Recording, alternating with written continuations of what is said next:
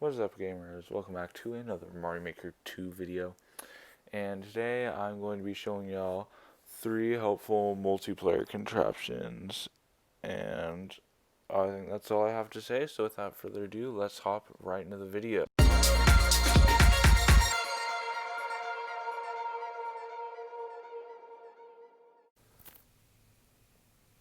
So Mario is in a strange icy world with 3 holes that drop him onto a blue platform, which then goes up into the sky.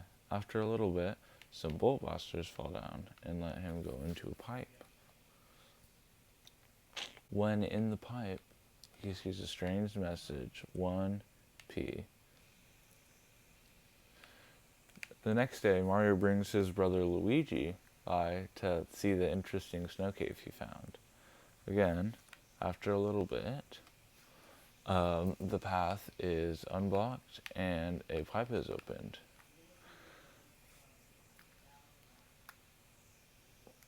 However, this time in the snow cave it says 2P.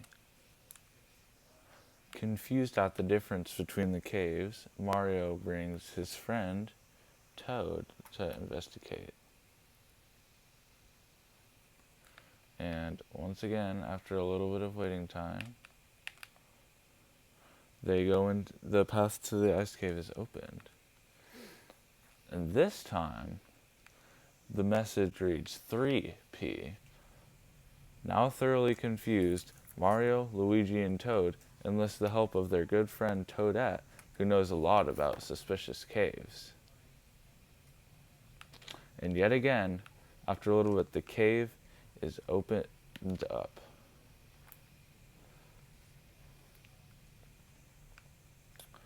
And now the strange message reads 4P.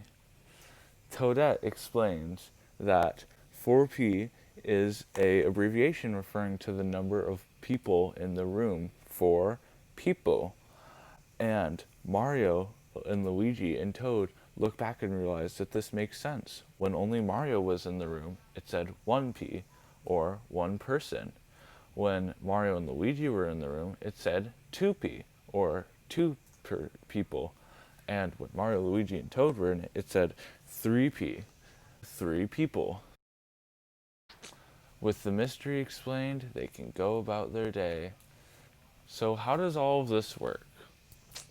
Well, basically, when you fall down on the platforms, they go up these tracks and pull up this bill blaster up to here on top of the track where the conveyor belt cannot pull it and drop it in front of the pipe.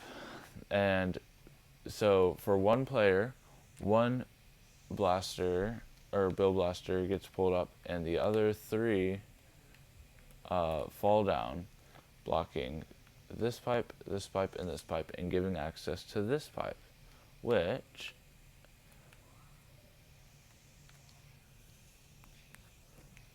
leads to the 1P, the 1-player cave. When 2 players go in, 1, 2, 2 of the blasters get pulled up, leaving 2 more blasters to fall down, blocking off this pipe and granting access to this pipe, which leads to the 2P snow cave, or the 2P room. When 3 players go, it pulls up this bill blaster, and by now I'm sure you get the idea that it leads to the 3P room, and when 4 players go, it leads to the 4P room. And the reason that this is able to work is because this muncher falls on a P switch at the very beginning, which stops the conveyor belt momentarily and makes it so the bill blasters don't move down, and opens up this gap, letting players fall down. After the P switch timer runs out, then a then a munch. Oh my gosh. Then a muncher, which would now be here, falls onto the bomb after it sits on this platform for a little bit, delaying the time between the P-switch timer running out and the um, blocks, the two-state blocks state being changed, which makes it so that the Bill Blasters have time to block off the pipes before players are released into the room. And then there's also an off two-state block here so that if players die, then they will not be able to go back down. And the P switch timer is, or the P block is here at the top, so that once the P timer runs out, players are no longer able to enter, and it makes the pipe chosen accurate. So this is pretty useful because it can be used to change how the level is built, so that if you have 3 players playing, then you can build it in a way that is meant for 3 players.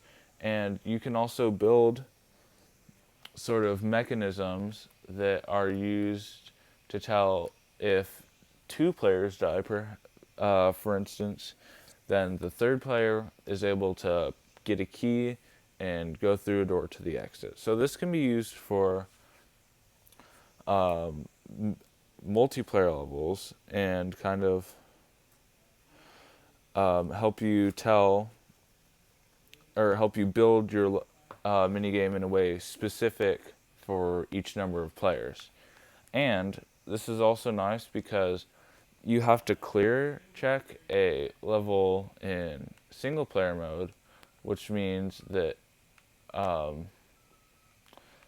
that you could build the single player pipe in such a way that lets you clear check it, and so, but it also doesn't affect how the multiplayer level is actually built.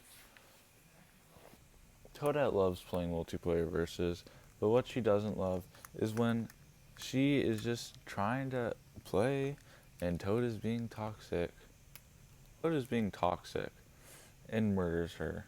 One day, Toadette decides she has had enough, and she is going to fix her problems. She's going to build a better solution and make it so Toad can never hop in her tube and be toxic again.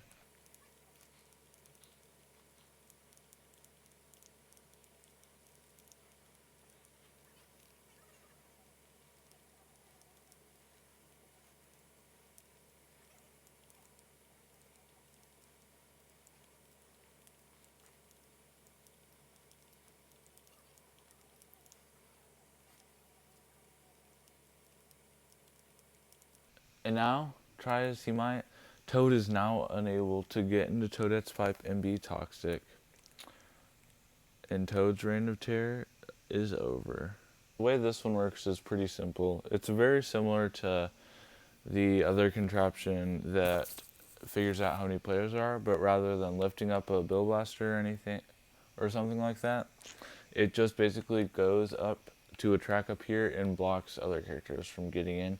And this is good because it is actually really annoying when other players like go into the same pipe as you, because they can like seriously mess you up, and it's just not as fun. So Luigi is spending some quality time with his brother Mario, and then he begins to run into the same problem that Toadette was running into. Mario was going into the same warp box as him and being toxic. So outraged, Luigi realizes he must do something about this. But since he's playing in the 3D world style, Toadette's ingenious solution won't work here, so he needs to come up with something new.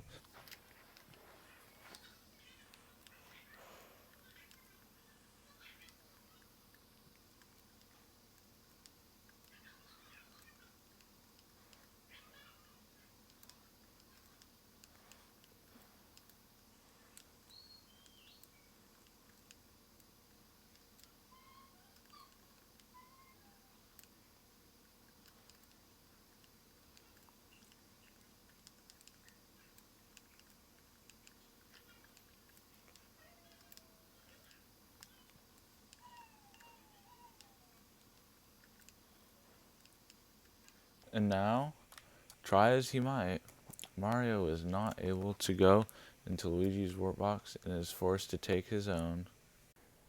So the way this one worked is pretty self-explanatory. When you go down here, the trampoline, what's it called? The mushroom trampoline bounces you up into the invisible block, which then blocks off the entrance, so no more than one person can go in at a time.